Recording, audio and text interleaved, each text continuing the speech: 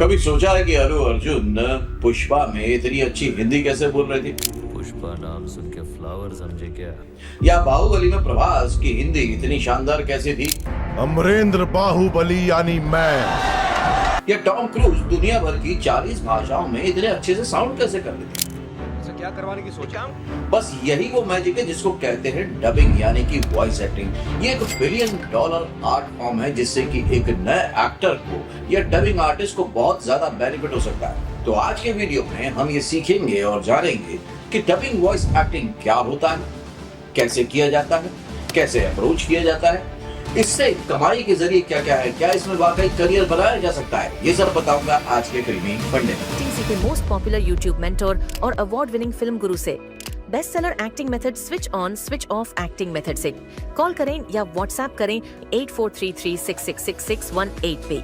Join films academy, the practical film school. Welcome to join films academy. मैं हूं आपका अपना वीरेंद्र राठौर। आज के वीडियो में हम एंड तक जान जाएंगे कि जो डबिंग है वो आखिर होती क्या है, उसका प्रोसेस क्या होता है, उसमें करियर अपॉर्चुनिटीज कितनी है और आप उसको अपने सिटी से, अपने शहर से कैसे शुरुआत कर सकते हैं। तो आज हम कवर करने वाले हैं कि डबिंग एग्जैक्टली क्या होता है। लेकिन वीडियो को स्टार्ट करने से पहले आप मुझे ये बताइए, क्या आप वाकई इस प्रोसेस को सीखना चाहते हैं? अगर वाकई तो जानने वाले हैं तो इसलिए लाइक का बटन दबा दीजिए और कमेंट करके मुझे ये बताइए कि आपने किस किस फिल्म में डबिंग होते हुए देखी है या किसी आर्टिस्ट की वॉइस को कॉपी करने की कोशिश की, कमेंट करके बताइए। अब जानते हैं पॉइंट नंबर 1, डबिंग एग्जैक्टली होती क्या है। डबिंग होती है यानी कि वॉइस एक्टिंग, ये दो तरह से होती है।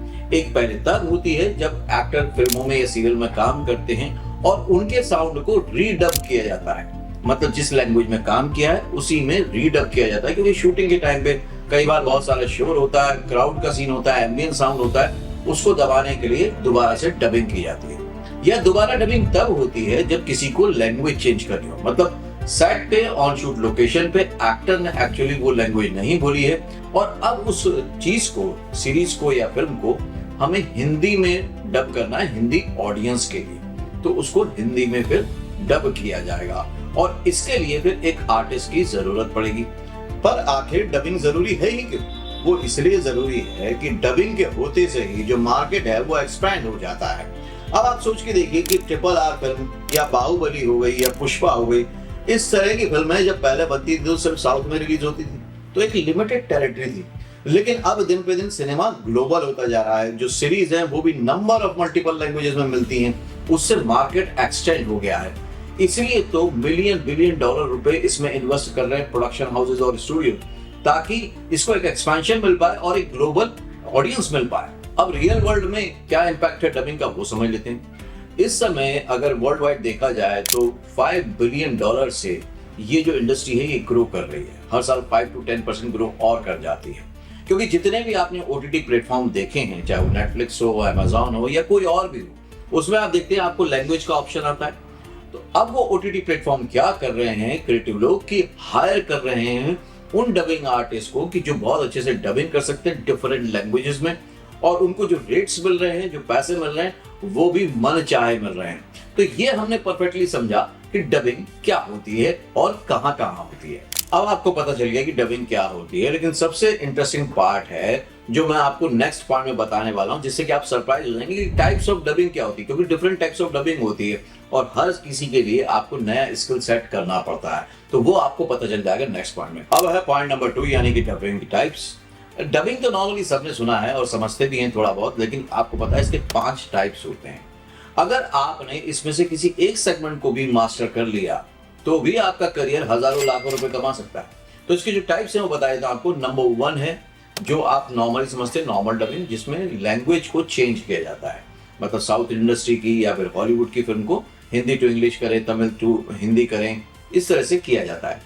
दूसरी डबिंग होती है जिसको हम कहते हैं लिप सिंक डबिंग।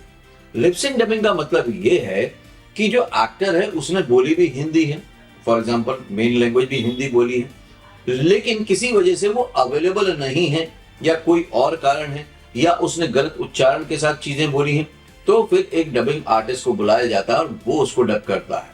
तो उसको बोलते हैं लिप सिंक डबिंग, जिसमें कि आपको लिप टू लिप मैच करना होता है कि कहाँ पे ओपन हो रहा है, कहाँ पे क्लोज हो रहा है, किस तरह से ब्रीदिंग ली है, किस तरह से पॉजेस लिए, ये सब चीजों का ध्यान रखना पड़ता है। थर्ड है voice over dubbing. Voice over dubbing में लिप सिंक नहीं करना होता है। नॉर्मली एक नरेटिव काइंड ऑफ वॉइस होती है जो कि डॉक्यूमेंट्रीज में या कॉर्पोरेट फिल्म में या इस तरह के एजुकेशनल सिस्टम वाली फिल्म होती है जो उसमें यूज होती है। उसमें आपको नॉर्मली अपनी आवाज देनी होती है लेकिन लिप सिंक नहीं करना होता है। इसके बाद बोलते हैं ऑटोमेटेड डायलॉग रिप्लेसमेंट, एडीआर। ये तब होता है, सीरियल्स में बहुत होता है, टीवी सीरियल्स में। तो आपको जान के हैरानी होगी कि जहां पर आप शूट कर रहे हैं वहीं पर आपसे डबिंग करा के रिकॉर्ड करवा लिया जाता है डायलॉग। तो आपको एग्जैक्टली वैसा ही बोलना होता है जैसा आपने शूटिंग के टाइम पर बोला, और अगर नहीं बोलते तो फिर किसी डबिंग आर्टिस्ट से करना पड़ता है। ये होता है। और जो सबसे लास्ट में है, फिफ्थ वाला, वो है गेमिंग एंड एनिमेशन। आजकल गेम्स में भी वॉइस आने लगी है और एनिमेशन में तो पहले से आती है, जो कार्टून सीरीज वगैरह होती है। कार्टून एनिमेशन में आपको सिर्फ बहुत अच्छे से ओवर एक्टिंग करके डबिंग करनी होती है और बन जाता है वो एनिमेटेड वीडियो या फिर कार्टून फिल्म। ये टाइप्स को जानना क्रूशियल है, लेकिन इसके साथ साथ अब हमको ये भी जानना पड़ेगा कि इसका प्रोसेस क्या होता है। तो डबिंग प्रोसेस जो होता है वो प्रोफेशनल स्टूडियोज में होता है जहां पर की डबिंग कराई जाती है। उसको समझने के लिए आपको ये जानना बहुत जरूरी है कि डबिंग के जो टाइप्स मैंने ऊपर बताया उसके हिसाब से प्रोसेस को फॉलो करना है। क्योंकि आज जो डबिंग है उसका आप या तो स्टूडियो में जाके कर सकते हैं या घर पर अगर आपके सिस्टम है और बाकी चीजें तो उससे भी कर सकते हैं। इवन मोबाइल फोन से भी डबिंग की जा सकती है, वो आपको जानने का मौका मिलेगा आखिर तक। और स्क्रिप्ट एडॉप्शन और ट्रांसलेशन में एक बात का ध्यान रखते हैं, जो वही रहता है प्रोडक्शन वाली बात है कि भाई जो आपका कल्चर ले रहे हैं, जो भी लैंग्वेज ले रहे हैं, उसका कल्चर, उसका ट्रेडिशन, उसका जो टोन होता है। मान लीजिए हम हॉलीवुड का तो हमने ले लिया प्रोजेक्ट, कोई फिल्म है उसको हिंदी में डब कर रहे हैं, तो यहाँ की ऑडियंस उसके साथ कैसे रिलेट करेगी, उसका इनपुट डायलॉग में दिखना चाहिए।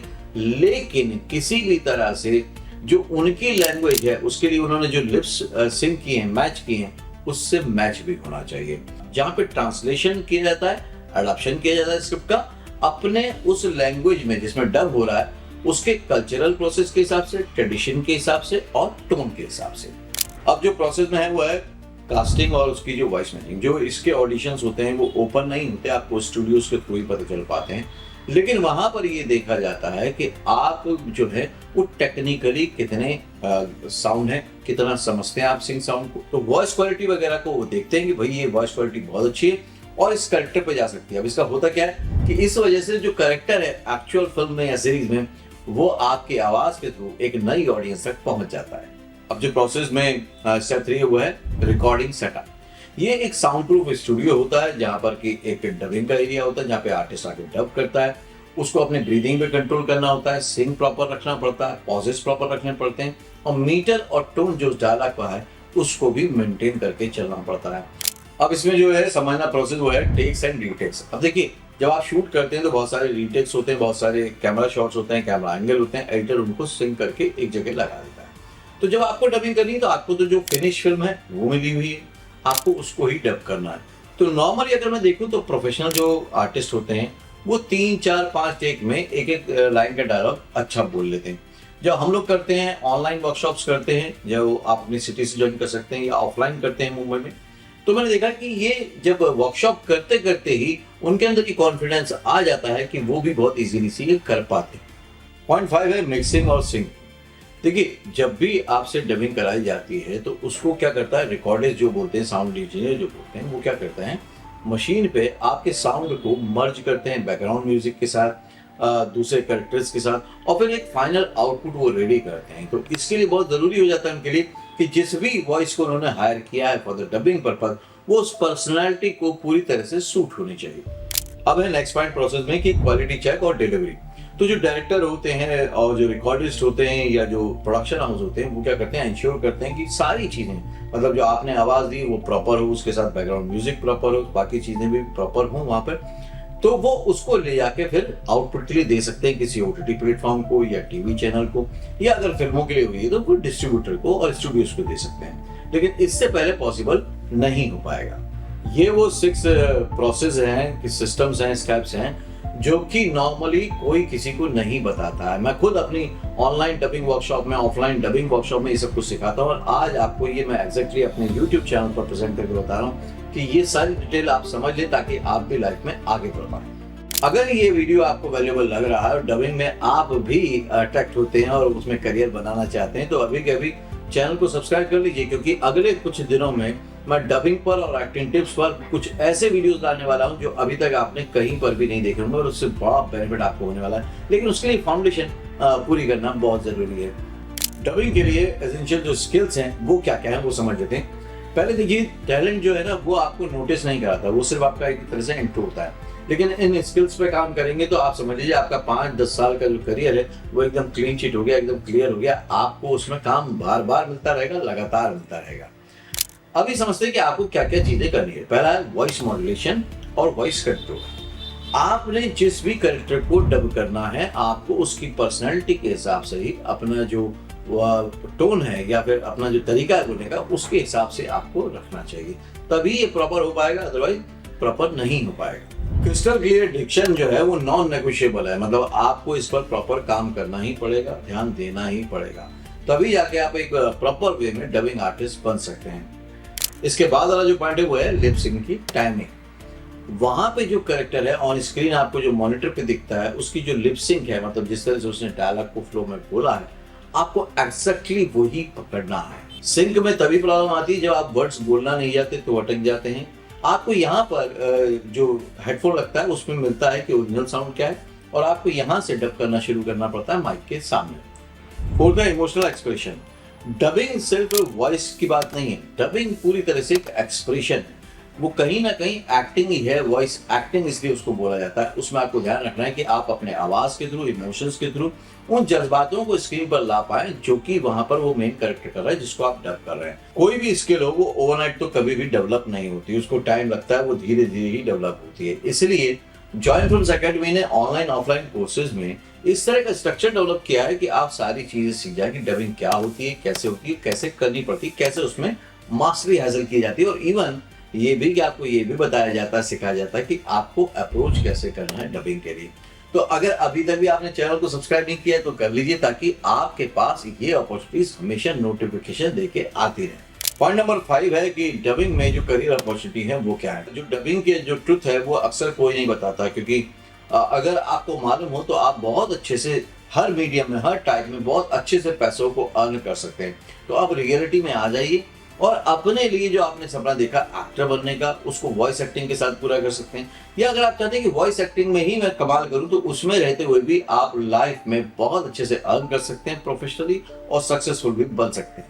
अब समझते हैं कि इसमें पैसे कितने कितने मिलते हैं। तो जो फिल्म है या OTT प्लेटफॉर्म है वहां पर अगर आप डबिंग कर रहे हो और आप नए भी हो तो भी आपको आराम से 3,000 से 5,000 रुपए पर डे का या पर कैरेक्टर का बहुत इजीली मिलेगा। आपको एनिमेशन सीरीज में, आपको गेमिंग में। तो नॉर्मली अगर आप एक एनिमेशन या इस तरह की कास्टिंग में जा रहे हैं तो आपको जो पैसे मिलते हैं वो थोड़े ज्यादा मिलते हैं। वो होते हैं करीब करीब 3,000 रुपए से लेकर 8,000 रुपए तक। तो ये करियर अपॉर्चुनिटी एक दिन का ही बता रहा हूँ। इस हिसाब से अगर आपने 20 दिन भी काम कर लिया तो मुझे कमेंट करके बताइए कि आप कितना अर्न करेंगे।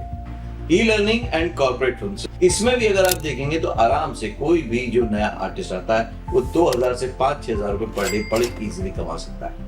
YouTube और डिजिटल कंटेंट में भी जरूरत पड़ती है डबिंग आर्टिस्ट की, वॉइस ओवर आर्टिस्ट की, क्योंकि अगर किसी ने अपना चैनल बनाया और आजकल बहुत बड़े बड़े ब्रांड बड़े बड़े चैनल डेवलप कर रहे हैं तो उनको कहीं ना कहीं स्क्रिप्ट की, वॉइस ओवर की और इन सब चीजों की जरूरत पड़ती है। डबिंग की भी बहुत पड़ती है जो नॉर्मली 3,000 से लेकर 8-10 हजार रुपए तक पर डे का मिल जाता है। फ्रीलांसिंग, अगर आप फ्रीलांसिंग करना चाहते हैं तो आपको ये समझना चाहिए जो अब मैं बताने वाला हूँ, इससे आपको क्लियर हो जाएगा।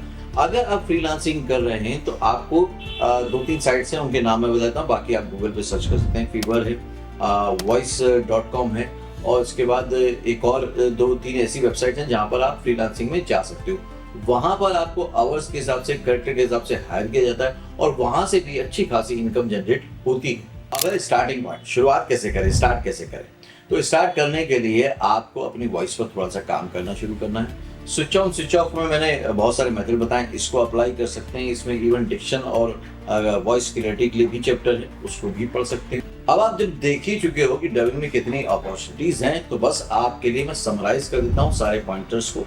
तो फर्स्ट पॉइंट में मैंने बताया था कि डबिंग क्या होता है। डबिंग मतलब जब भी आप किसी एक्टर के ऊपर अपनी आवाज को दे रहे हैं उसको बोलते हैं डबिंग या वॉइस आर्टिस्ट। उसके बाद मैंने बताया था कि 5 टाइप्स कौन कौन सी हैं, जिसमें कि आपको अलग अलग तरह से वॉइस को थोड़ा बहुत मॉड्यूलेट करना पड़ता है। उसमें है लैंग्वेज डबिंग, जब मतलब लैंग्वेज चेंज होगी तब कराया जाएगा, या फिर किसी आर्टिस्ट के अवेलेबल ना होने पे तब कराया जाएगा।